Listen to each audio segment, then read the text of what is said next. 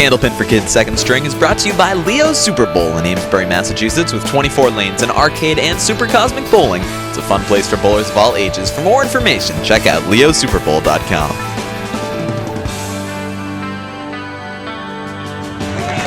And we're back on Candlepin for Kids. Micaela Tourtellot on lane number 3 looking to chip into the lead. Go get it, Micaela. Took a little break between that half, Rob, where we set up the Haverhill Gazettes here, taking some pictures of these kids. All the big news outlets have us. Channel 5 Bangor, Haverhill Gazette, next up the Globe, right, Dan? Yep. Micaela's going to see if she can string a few marks together this half to get it in striking distance for Colin Pedigo. Colin had his ball working extremely well once he figured it out in the second half. 3 balls right in the pocket. Could be set up for the comeback.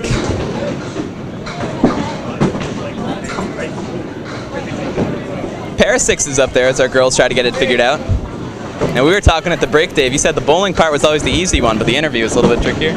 It always was. The bowling is easy because it just comes so natural. I've done it forever, but the interviews were always tricky because you never knew what was going to be asked, and you have to answer right on the spot with a question that just seems a little obscure sometimes. But the interviews were definitely the toughest part of the show. I think some of our bowlers would agree as Sage Johnson gets our first strike of the match. She had her ball working in that first half, wasn't getting much to show for it. Now she does with the hammer, and that sets her up for a double strike. Yeah, it sure does, Rob.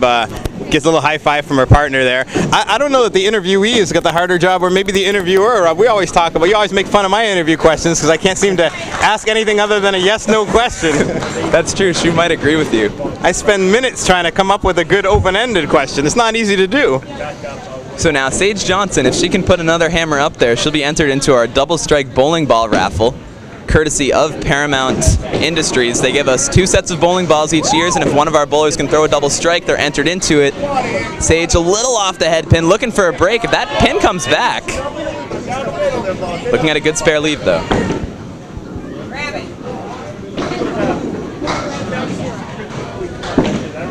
Sage looking for that pocket. It looks like it's breaking in. Sage has it for the spare, and she's going to have another shot at those bowling balls. Yeah, she has another shot, Rob. That's a new rule we introduced this year for your listeners at home. These little kids have an opportunity not only just for a double, but for 3 marks in a row, they'll be entered in the same raffle. Try to give them put them on equal footing with the older kids who probably have a little easier time getting the double strikes. I don't know if Sage knows that. Let's hope she doesn't. It'll be easier. How much bonus money did you go home with on that 192 day? I actually don't remember. Not much, clearly. Definitely not bowling. I'm not sure. I know I had 6 in a row, but I don't know what else I had. Well, Sage has a spare leave. It's for the balls. Cutting in, just misses the head pin. Will she get something to come back? Leaves just the head pin. Sage was quietly put up a very strong string up there. This is for triple digits with a box to go. Let's see what Sage's high single is. 129, so we've seen Sage do things like this in the past. It's built up a very solid lead over her opponents right now. Giant smile on her face. She knows, save the strikes for the Haverhill Gazette, she said. That's right. Micaela quarter pocket. Not Micaela's best day, but she's going to see if she can end it on a strong note. Looks like she might, breaking into that head pin. No luck for Micaela, leaves the 8. Tough break on that one. That was a good ball she had on that spare attempt. Just a tough break leaving that 8. She'll settle for 9. A tough 73 for Tourtellot. It's going to be up to Colin to try to chip into a very big deficit. If he were to pull this off, we'd be extremely impressed. Right now, winners going on to face Alana Brown and Cole Fry in the Tournament of Champions. Sage Johnson did her part. Strong 103 game. I can recall a 32-pin lead that got overcome once in the last half, Rob. I think that might be... So they would be breaking a record if they do it, but this would be the time to do it. Championship show. Colin's make a name for yourself. Got the pins on his side right now. Stealing 8, and he put a couple of hammers in that hammer balls in that first half. That's the way to start. What do you think of Colin so far in this match?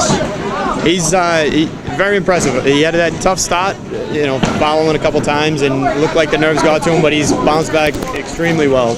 throwing a lot of good balls and making his shots. It's very impressive. Is there any mindset you try to get into when you do struggle out of the gates to try to get back in the match? You just try and slow down a little bit. Just think that, you know, it's just bowling. You do this all the time. Try not to let it get to you, because once it does, then you can just really start going downhill. Colin a little off the head pin on his second try, getting some friendly action from behind, nearly stole it.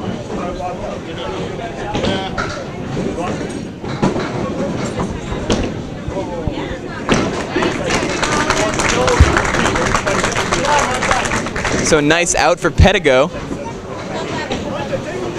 Hunter right now going to try to get a little momentum going, since they would have a match right after this against the number 1 seeds. See, our kids are wearing their finest sweatpants and shorts for the camera today. That's right, looking good. We got them in their bowling shirts though. 2 head pins, 2 tough leaves. Which one you like better, Dave? Neither one really, but if I had to, I'd take Colin's. Right there should do it. That's a good shot. Colin runs it down. Nice bid by Hunter too. Colin putting on a little show for the folks here.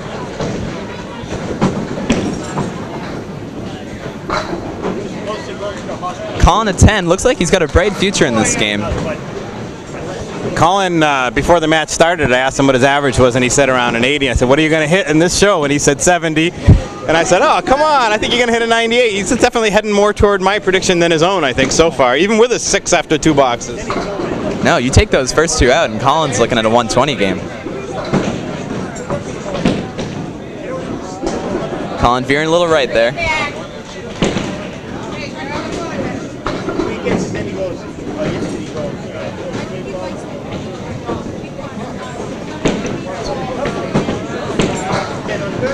Colin settles for 6, Hunter 9. And so 1 box to go. Looks like a 23 pin difference, so lot's gonna have to go right for Colin. It's going to have to start with a strike. Needs to be a strike. Looks like Hunter's the one going for the strike. He and Sage Johnson will be advancing to our finals in the Tournament of Champions. They'll face Alana Brown and Cole Fry. Good performance by our bowlers though today, Dan.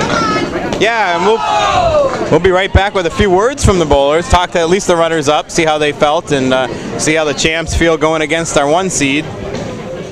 Dave, we got to thank you for coming down here to join us this morning. Any thoughts on these guys?